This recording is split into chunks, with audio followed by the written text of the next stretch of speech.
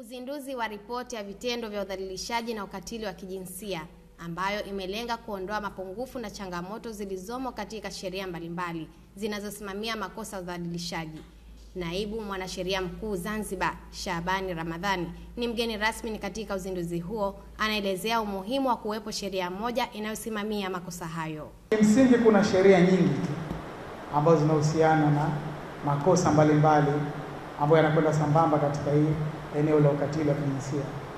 Lakini pamoja na kuwepo sheria hizo, imeonekana bado kuna umuhimu wa kuwa na sheria moja ambayo itakuwa imeeleza mambo tofauti kama mtafiti alikuwa ameeleza hapa, ambayo yanaweza sasa kufanikisha lile lengo kuu la serikali la kupinga huo ukatili wa kijinsia.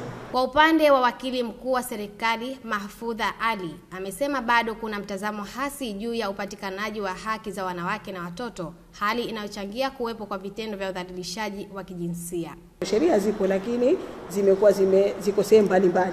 Hivyo wadau walitaka tuwe na kitu kimoja au tuna mtiririko, tuwe na formula basi tujulikane haya masuala ya ukatili wa kijinsia yanasimamiwa wapi na sheria ipi. Na pia wadau walitaka kuanzishwe mfuko wa kupambana na ukatili wa kijinsia na kuwasaidia waathirika wa ukatili wa kijinsia. Wadau hapa walisisitiza kutokana na hali za maisha za watu wetu au wale wanaoathirika sana, hali zao zilikuwa ziko duni kwa mujibu wa maelezo ya wadau. 28 ya wanawake